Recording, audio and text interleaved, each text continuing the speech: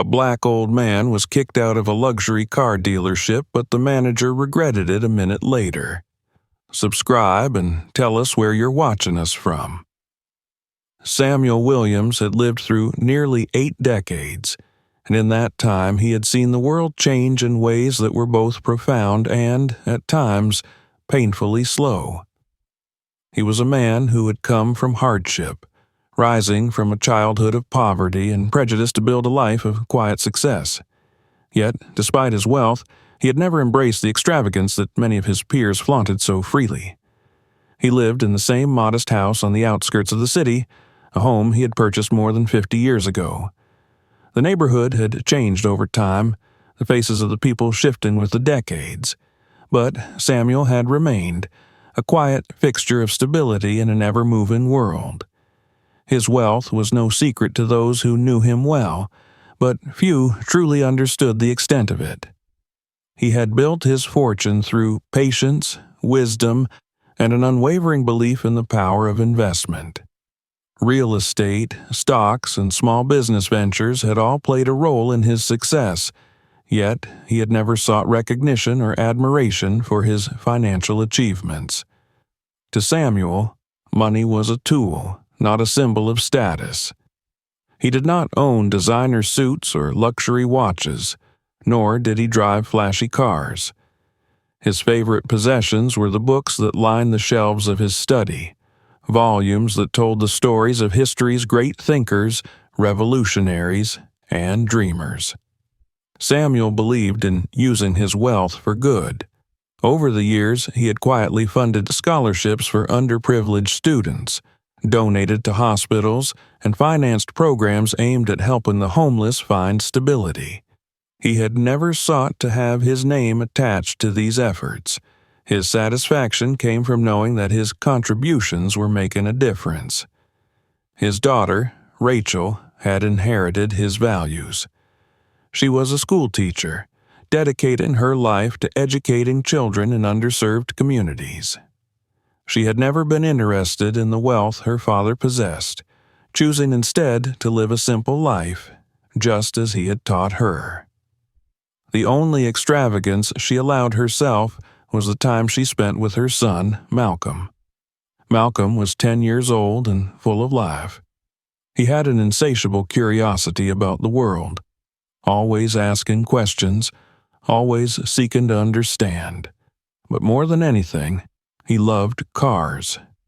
His room was a shrine to the world of automobiles. Posters of Ferraris, Lamborghinis, and Bugattis adorned the walls, shelves lined with carefully arranged model cars. He knew the names of every supercar, could recite their specifications, and had memorized the history of legendary drivers.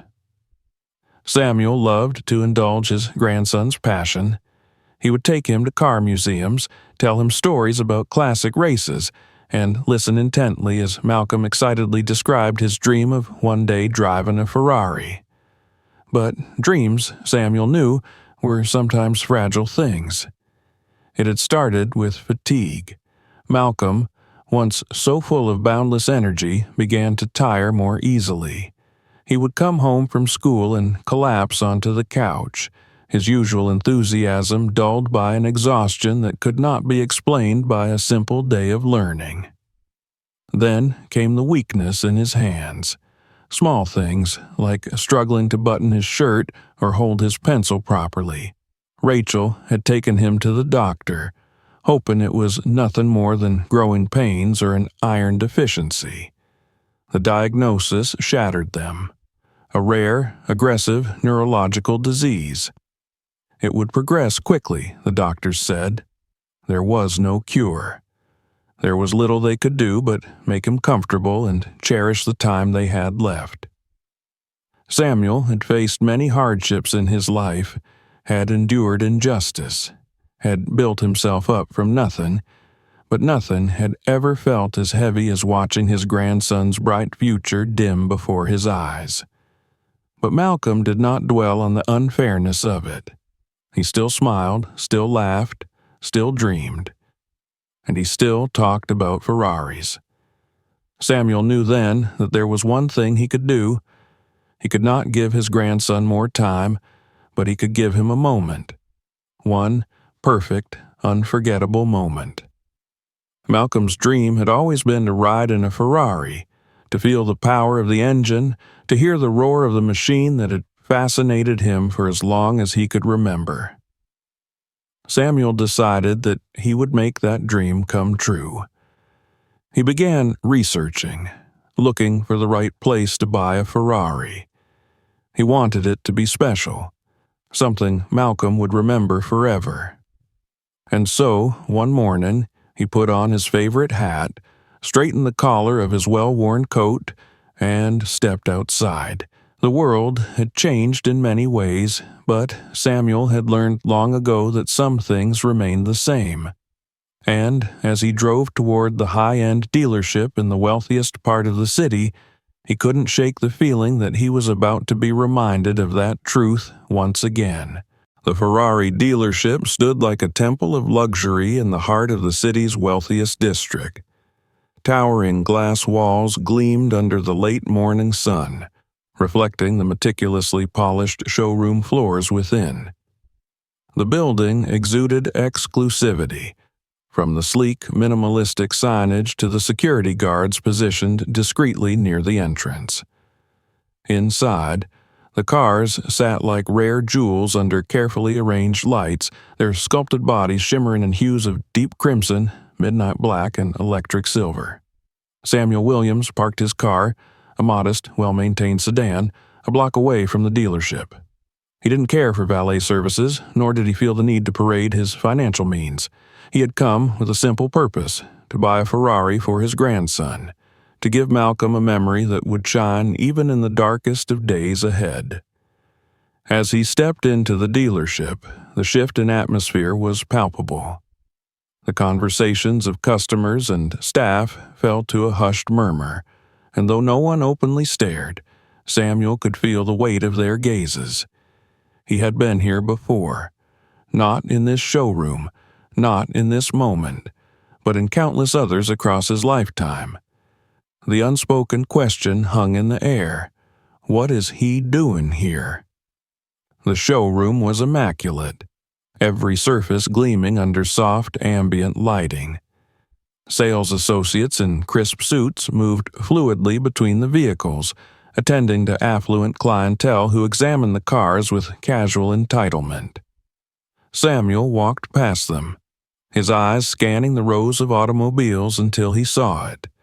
A Ferrari 488 Spider, its bold red body reflecting the light in a way that made it seem almost alive. He moved toward it, his fingers brushing against the smooth exterior. He could already imagine Malcolm's face, his wide eyes, the awe and joy that would fill them. For a brief moment, the weight of reality lifted. Then a voice, clipped and cold, shattered the moment. "Can I help you, sir?" Samuel turned.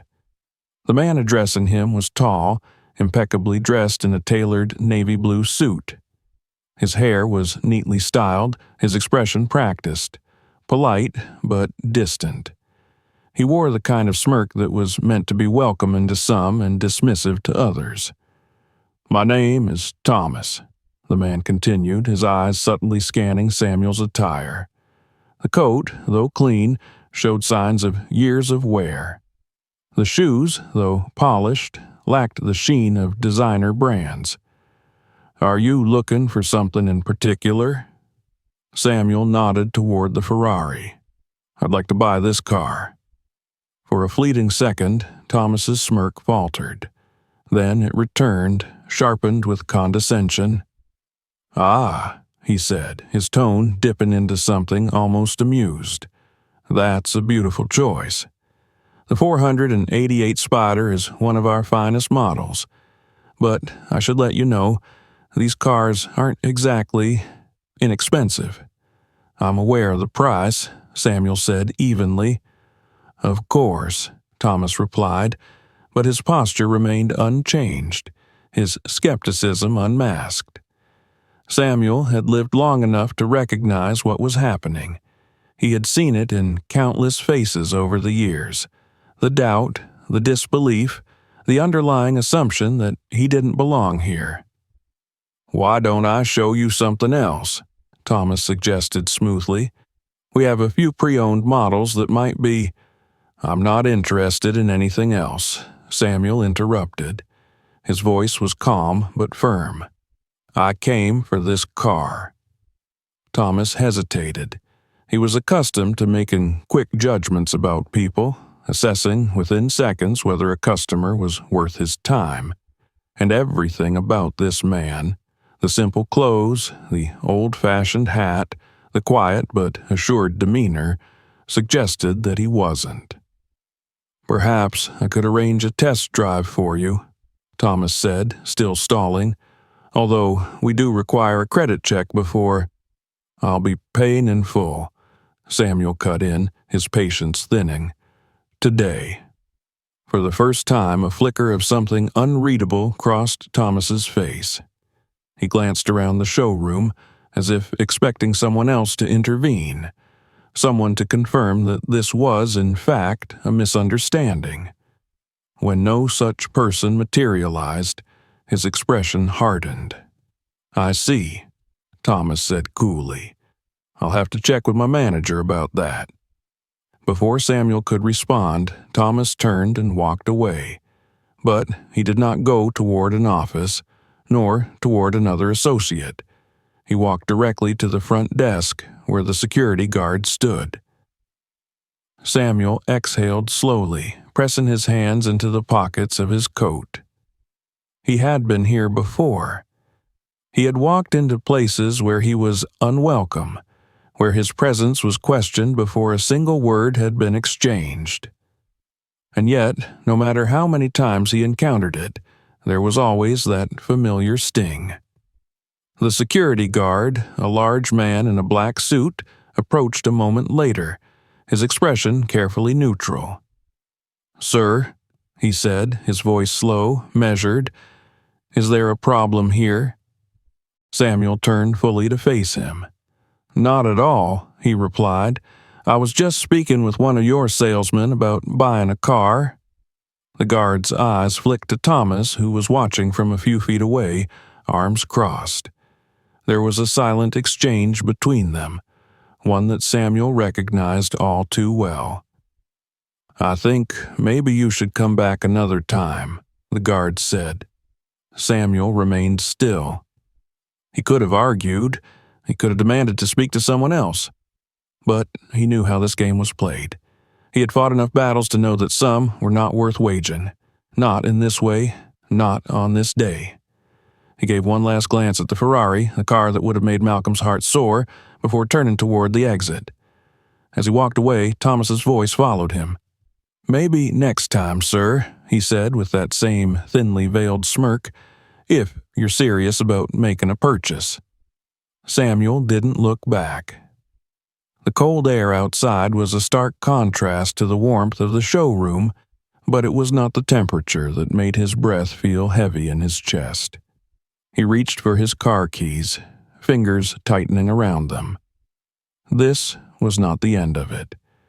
He had come here with a purpose, and he would see it through. One way or another, he would make his grandson's dream come true. Samuel stood outside the dealership for a moment, allowing the cold air to settle the frustration burning in his chest. He had lived long enough to know that anger would do him no good, but that didn't make it any less difficult to swallow. He had expected some resistance, some level of prejudice. It was a familiar tune, one he had heard all his life, and yet, every time it played, it still had the power to sting. He exhaled, his breath curling into the winter air. This wasn't over. He had promised Malcolm, and a promise to his grandson was one he would not break. Just as he was about to step off the curb and head back to his car, a voice called out behind him. "Sir, please wait." Samuel turned to see a young man hurrying toward him. He was in his mid-20s, sharply dressed like the other salesmen, but without the air of superiority they carried.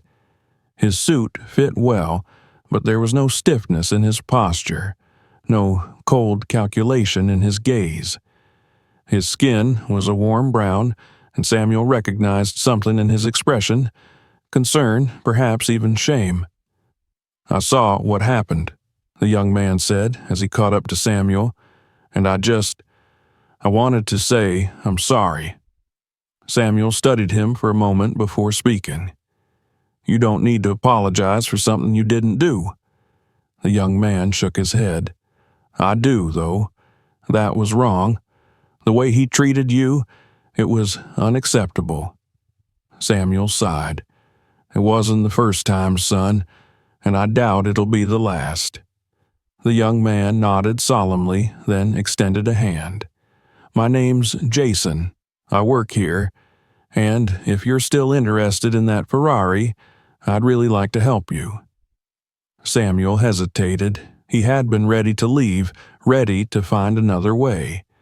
But there was something in Jason's voice that made him pause, an earnestness that felt rare in places like this. "Why?" Samuel asked simply. Jason met his gaze without flinching. "Because it's the right thing to do." That, at least, was an answer Samuel could respect. He nodded slowly. "All right, Jason, let's try this again." Jason led him back inside, and the shift in atmosphere was immediate. The other salesmen stole glances, whispering among themselves, while Thomas, still near the front desk, scowled openly. Jason ignored them, guiding Samuel past the showroom floor and toward a private office. "Gimme just a second," Jason said as he stepped inside, leaving Samuel in the hallway. Through the glass window, Samuel saw Jason speaking with a woman seated behind a sleek wooden desk. She was in her 60s, her silver hair neatly styled, her posture upright with an air of quiet authority. She listened as Jason spoke, her expression shifting from curiosity to concern. Then, after a brief pause, she stood and walked to the door. She was shorter than Samuel had expected, but there was no mistaking the weight of her presence. As she extended a hand, her voice was warm but firm. "Mr. Williams, my name is Margaret Holloway. I own this dealership." Samuel shook her hand. Her grip was strong, confident. "Jason just told me what happened out there," she continued, "and I want to start by offering you my sincerest apologies." Samuel studied her for a moment before replying. "I appreciate that, Miss Holloway, but an apology only means something if it's followed by action." Margaret nodded, her expression thoughtful. "I couldn't agree more." She glanced towards the showroom where Thomas still lingered near the front desk. "Would you excuse me for just a moment?" Samuel stepped aside as she walked past him, moving with a purpose that suggested she had made up her mind before she had even left her office. She stopped in front of Thomas, who straightened at the sight of her, his smirk faltering. Samuel couldn't hear their conversation, but he didn't need to. He saw the way Thomas's expression shifted from surprise to indignation, the way his posture stiffened, the way his mouth opened as if to argue, only for Margaret to cut him off with a single, sharp motion of her hand. It was over in less than a minute. Thomas turned abruptly and stalked toward the exit, his jaw clenched, his fists tight at his sides. He didn't look at Samuel as he passed. Margaret exhaled as she returned. "He's no longer employed here," she said simply. "We have no room for that kind of behavior in my business." Samuel gave a slow nod. "That's a good start." Margaret motioned toward the office. "Please, come inside. Let's talk." Samuel followed her in, taking a seat across from her desk as Jason stood nearby. "You came here today to buy a Ferrari," Margaret said. "May I ask who it's for?" Samuel hesitated only briefly. "My grandson, Malcolm. He's 10 years old. Loves cars more than anything. He stopped, swallowing down the weight in his throat. "He's sick. Not much time left. His dream is to ride in a Ferrari." Margaret's expression softened, the steel in her demeanor giving way to something gentler.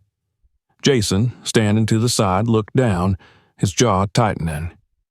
"I see," Margaret said quietly. For a moment, she was silent, as if considering something. Then she spoke again, her voice steady but kind. "Mr. Williams, I'd like to offer you the car as a gift, no charge." Samuel blinked. He had expected fairness, not charity. "I appreciate the offer," he said, "but that won't be necessary. I came here to buy a car. I intend to pay for it." Margaret studied him for a moment, then nodded. "I respect that." She glanced at Jason. "Let's make sure this is the smoothest sale we've ever had." Jason grinned. "Yes, ma'am." The paperwork took time, but there were no more obstacles, no more questions about whether he could afford it. Jason handled everything personally, ensuring that every detail was handled with efficiency and care. When the final documents were signed, he handed Samuel the keys with a broad smile. "It's all yours, Mr. Williams." Samuel took the keys, feeling their weight in his palm. He had done it. "Thank you, Jason," he said sincerely, "and you too, Miss Holloway." Margaret inclined her head. "I should be thanking you, Mr. Williams. Today was a reminder of what truly matters." Samuel stood, slipping the keys into his pocket. "There's just one last thing I need to do," he said. Margaret raised an eyebrow. "What's that?" Samuel smiled. "Take this car to my grandson." Jason's grin widened. "Would you like some help delivering it?" Samuel chuckled. "I think I'd like that." As they walked toward the showroom, the Ferrari waiting for him in all its gleaming perfection, Samuel felt something settle inside him. A quiet satisfaction, a steady certainty. Malcolm's dream was about to come true, and that, Samuel knew, was worth more than anything. The Ferrari 488 Spider sat gleaming in the dealership's delivery bay, its deep red body reflecting the afternoon light. Samuel ran his fingers along its smooth curves, feeling the cold metal beneath his touch. He could already picture the way Malcolm's eyes would light up when he saw it. Jason stood beside him, checking the final delivery details. "Everything's set, Mr. Williams. Do you want to drive it yourself, or would you like me to follow you to the hospital in case you need anything?" Samuel looked at him, a small smile playing on his lips. "I appreciate that, son, but I think this is something I need to do myself." Jason nodded. "Understood. If you need anything, you've got my number." Samuel took the keys, slid into the driver's seat, and took a deep breath. The interior smelled of fine leather, the steering wheel firm beneath his hands. He turned the key, and the engine roared to life with a deep, guttural growl. It was a sound that commanded attention, a sound that would make any car enthusiast's heart race. He pulled out of the dealership, easing the Ferrari onto the main road. The engine purred beneath him, powerful yet controlled. It had been years since he had driven a car with this much power, but his hands were steady, his focus sharp. As he navigated through the city streets, he found himself reflecting on everything that had brought him to this moment. The battles he had fought, the prejudices he had endured, the quiet victories he had won. And now, here he was, about to give his grandson a moment of pure joy. The hospital was only a short drive away, but every red light, every delay felt like an eternity. He tapped his fingers against the steering wheel, eager to see Malcolm's reaction. When he finally arrived, he pulled up right in front of the hospital entrance. The Ferrari idled smoothly, its presence drawing the attention of passers-by. Doctors, nurses, and patients alike paused to admire the luxury car that had no business being in a hospital driveway. Samuel stepped out, adjusting his hat as he looked up at the building. He had spent too much time here over the past few months, watching as the grandson he adored grew weaker with each visit. But today was different. Today was about joy. Inside, Rachel was sitting beside Malcolm's bed, reading softly from a book. She looked up as Samuel entered, her face lighting up with surprise. "Dad, what are you doing here so early?" Samuel smiled. "I brought something special for Malcolm." Malcolm, lying weakly in bed, turned his head toward them, his eyes tired but still full of curiosity. "Grandpa?" he asked, his voice barely above a whisper. Samuel stepped closer, crouching beside the bed. "How would you like to go for a ride, kiddo?" Malcolm's brow furrowed. "A ride?" Samuel pulled the keys from his pocket and dangled them in front of him. "Not just any ride, son. A Ferrari ride." For a moment, there was silence. Then Malcolm's eyes widened, the realization dawning on him. "No way," he breathed. Samuel chuckled. "Oh, yes, way." Rachel covered her mouth with her hand, her eyes misting over. "Dad, you really did it?" "I made a promise," Samuel said simply. The next few minutes were a flurry of excitement. Nurses helped carefully lift Malcolm from the bed and into a wheelchair, making sure he was bundled up against the cold. He was frail, his limbs too thin, but the excitement in his eyes made him look more alive than he had in weeks. As they wheeled him outside, Malcolm's breath caught in his throat. The Ferrari was waiting, its red paint shining under the afternoon sun. He stared at it, his mouth slightly open, unable to believe what he was seeing. "Grandpa," he whispered, "it's beautiful." Samuel crouched beside him. "And it's all yours today, champ." With careful hands, they helped Malcolm into the passenger seat. He ran his fingers over the dashboard, feeling the fine leather, the precision of the craftsmanship.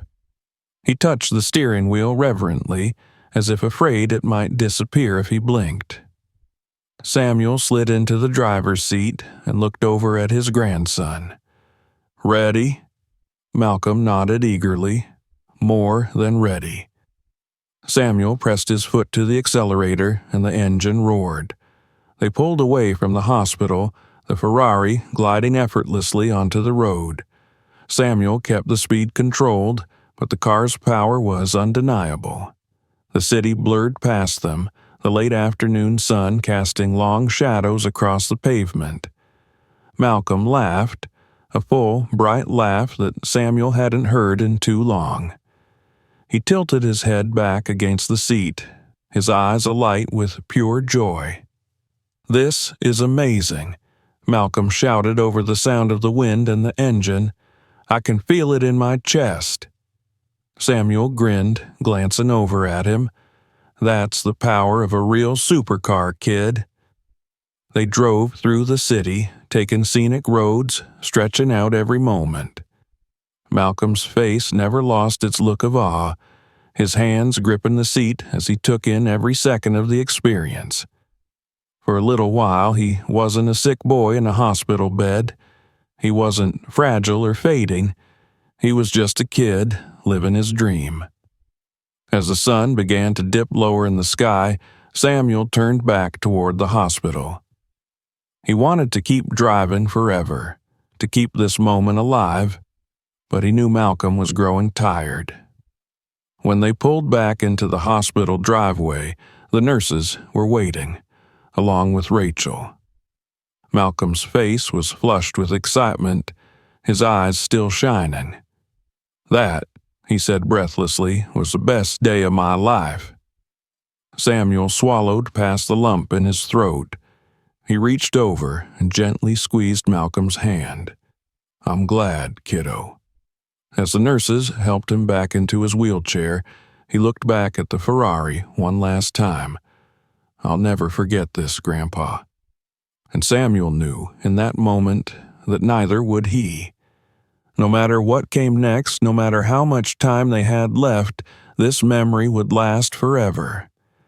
The days that followed the ride were filled with a mixture of emotions. For Malcolm, it was as if time had slowed down, allowing him to hold on to the memory of that drive, the sound of the engine, the feel of the leather seat beneath him, and the sheer exhilaration of speed. He talked about it endlessly, recounting every moment with a sparkle in his eyes that had been absent for too long. But time was a relentless force, and no matter how fiercely they clung to the joy of that day, reality continued its slow, inevitable march forward. Malcolm's condition worsened. The doctors had warned them that it would happen quickly, that his illness had reached a stage where there was little they could do but make him comfortable. Samuel sat by his grandson's bedside every day, holding his small, fragile hand, telling him stories of great racers, of legendary cars, of the roads that stretched beyond the horizon. Malcolm never stopped dreaming. Even in his weakest moments, he still whispered about the cars he would drive, the places he would go, the races he would win. And Samuel listened to every word, committing them to memory, carrying them like sacred prayers. Then, one quiet morning, just before the sun rose, Malcolm slipped away. Rachel was the first to break, her sobs filling the room as she clung to her son's lifeless body. Samuel sat beside her, his face lined with grief but his hands steady as he stroked Malcolm's small fingers one last time. There was no greater pain than outliving a child, no heavier sorrow than saying goodbye to someone who had barely begun to live. The funeral was simple. Malcolm had never liked the idea of grand ceremonies. He had always been a boy who found joy in the little things, in a well-built car, in the hum of an engine, in the stories his grandfather told him. So they honored him in the only way that made sense. Samuel arranged for the Ferrari, the very car that had brought Malcolm so much happiness, to be parked near the entrance of the small chapel where the service was held. When mourners arrived, they didn't see just grief. They saw a reminder of a dream fulfilled. They saw the bright red car shining under the daylight, a symbol of the boy who had loved it so dearly. People spoke of Malcolm's kindness, of his intelligence, of his endless curiosity. And Samuel, when it was his turn to speak, stood in front of them all, his voice steady but thick with emotion. "My grandson," he said, "lived his life with passion. He taught me that dreams, no matter how small, no matter how fleeting, matter. That even in the darkest of times, joy can be found. He may not have had the years we all wished for him, but he had something greater. He had moments that mattered. And, in the end, that's all any of us can ask for." There wasn't a dry eye in the room when he stepped down, but Samuel knew that grief alone wasn't enough to honor Malcolm's memory. He needed to do something more. A week after the funeral, Samuel found himself standing outside the Ferrari dealership once again. The last time he had been there, he had been fighting to prove that he belonged. Now, he was here for a different reason. Margaret greeted him warmly, leading him into her office. Jason was already there, sitting across from her, his expression one of quiet respect.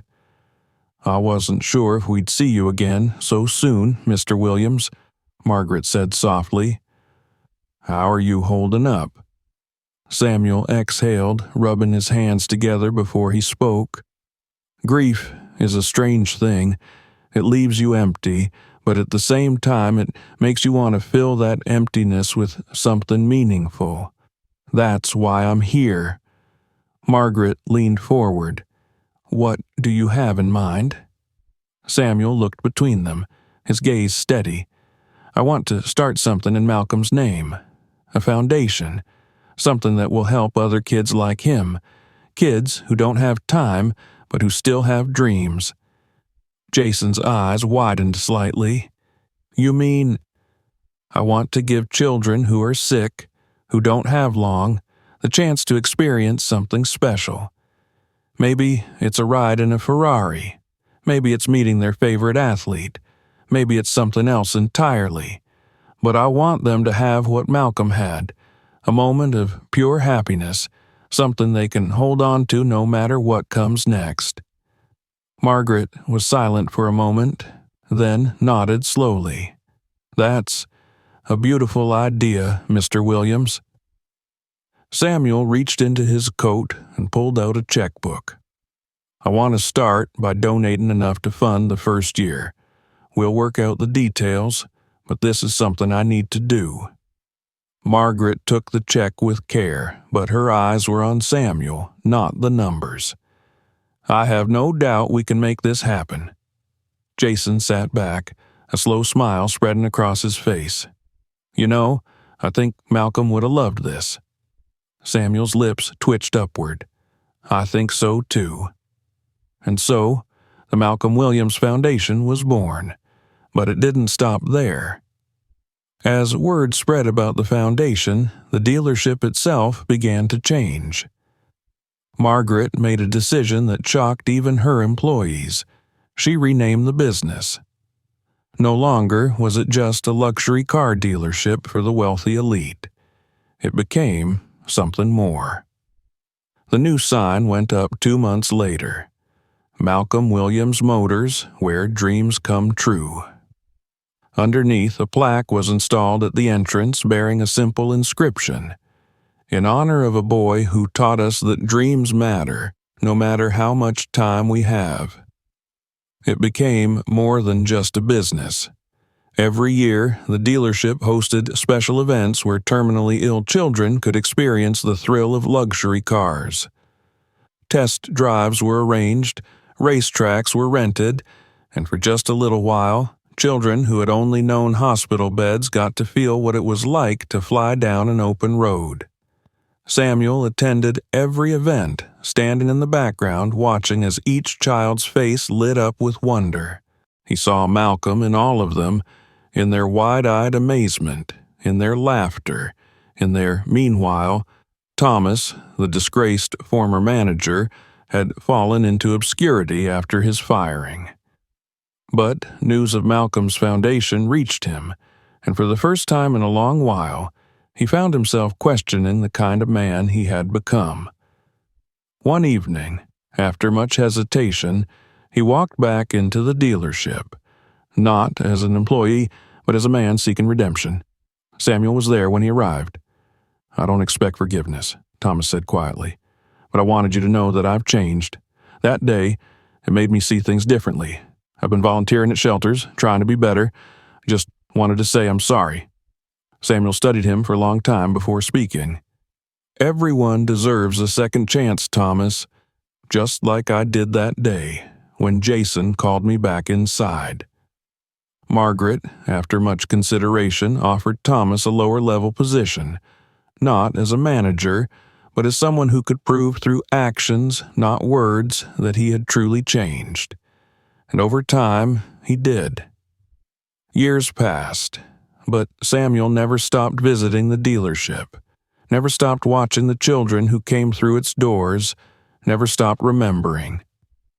One evening, long after the sun had set, he stood alone in front of the red Ferrari, the same one he had bought for Malcolm. It had been preserved in the showroom, a tribute to the boy who had loved it. He ran his fingers along the hood, just as he had that first day, and smiled. "Rest easy, kid," he whispered. "Your dream's still alive." And in the quiet hum of the city and the glow of the showroom lights, Samuel Williams knew that his grandson would never be forgotten. If you enjoyed this story, make sure to subscribe so you don't miss the next one. Let me know in the comments where you're watching from. Share this video with your friends, and check out more stories on the channel. See you in the next one.